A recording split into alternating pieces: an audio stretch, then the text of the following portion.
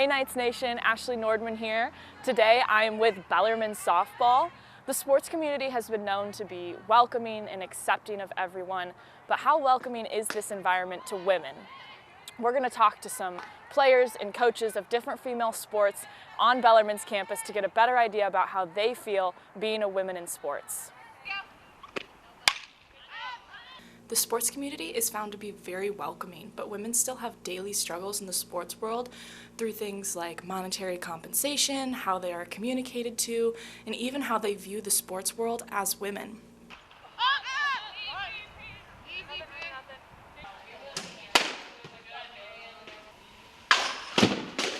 We talked to the Bellarmine softball coach, Caitlin De La Haba, and the junior pitcher, Ellie Jensen, on what their experiences as women in sports has been like. I would say my favorite thing, that's the most positive thing about being a female in women's athletics, is getting to be a mentor to young women. I love building relationships with them. I love that they can come to me and feel like I have been in their shoes. I like that I understand the things that they're going through on a regular basis, and so I can make decisions based on that.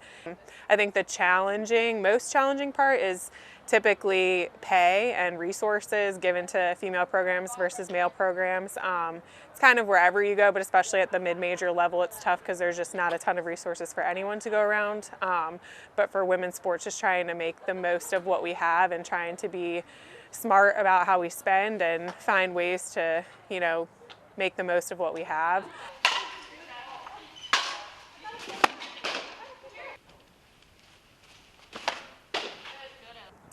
I feel really grateful to be a woman in sports, especially to play at the collegiate level. I believe that sports have shaped me as a person, not only as a player, and I've used those attributes within my life and my daily tasks.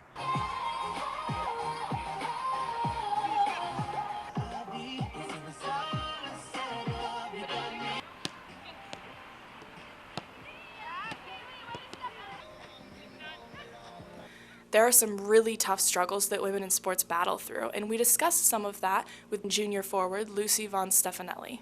So being a woman in sports, I feel like the main way it impacted me is, first off, I'm from Canada, and I decided to come to the States because at the time Canada didn't have a professional league for women. We didn't have anywhere we could play, but seeing it grow in the past couple years, we have a new league for girls to play in the summertime. We're starting a new league for girls to go professionally. It's new and upcoming, so obviously the funds aren't quite there like it is on the men's side of things, but I'll take a start, which is really nice. And then we also, I would say another challenge is just the way we're coached.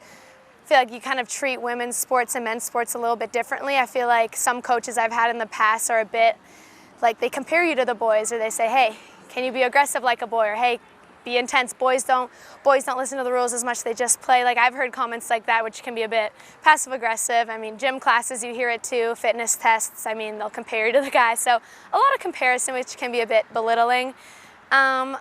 I would say another challenge I've seen for women's in sports is just like networking and broadcasting as well. Like we've talked about, a lot of women's sports get less coverage, or people don't really know about it. Like the WNBA, until like Caitlin Clark gave a lot of light to it, there wasn't a lot of coverage for them. So it's kind of sad seeing girls who work really hard not really get the respect they deserve just because they're a woman and they don't think it's as fun to watch. But I think it's important for the little girls to have a mentor to look up to. I mean, I've had mentors that I've looked up to. Having a Canadian women's national team for soccer is huge. Went to games all as I was a kid. So I think it's really important, but it's not always the best opportunities, but I can definitely tell it's growing, at least in the soccer world.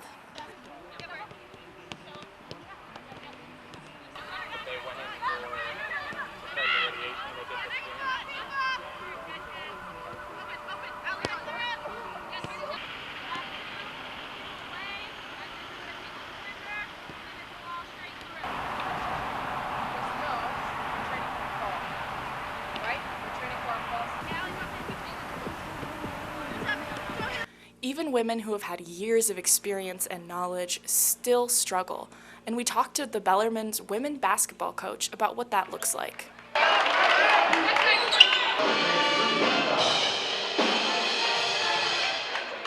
When I first started out, you have a preconceived notion of maybe, like how it should be, or like what you think you're going to change the world. And you know, little by little, you understand that there's things that you have to go through, you know, to get that. And I feel like I've been through it all. And you know, I think that, you know, I mean, you look at where basketball is right now, women's basketball, you know, women's sports in general, just has grown leaps and bounds in every single category. And I'm happy that I'm still here, alive, to be able to see it. You know, because I mean, it's been a long road. I mean, you ask some of the, you know, old hats that have been, you know, coaching for a long time, they'll tell you the same thing. You know, you know, when I first started out, you know, a cocky little 33-year-old as a head coach at USI, and you know, I went into my press conference and I said, we're going to win a national championship in my press conference. So don't ever do that unless you have a really, really good team, which I did not. They won 3 games the year before. So, but 6 years we played for the national championship. You know, we lost it on their home court. And, you know, to be able to, you know, have teams and players and assistant coaches that I've been able to have, it's just a blessing.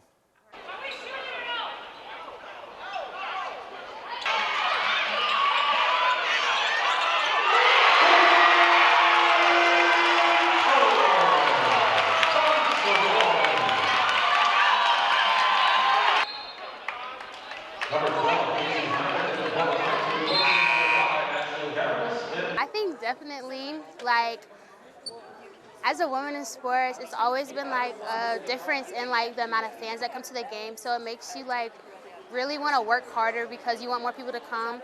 And I think this team especially has worked really hard, and we're like just recruiting people to come to the games.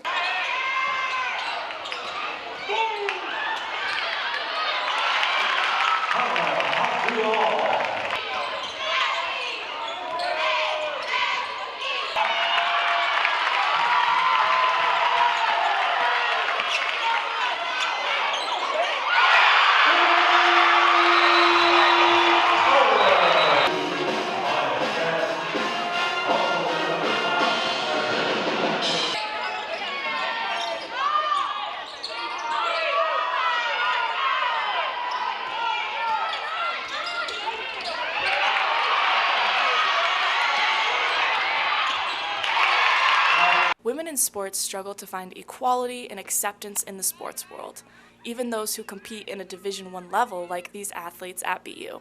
But we encourage everyone to keep fighting these important battles and strive for a better future.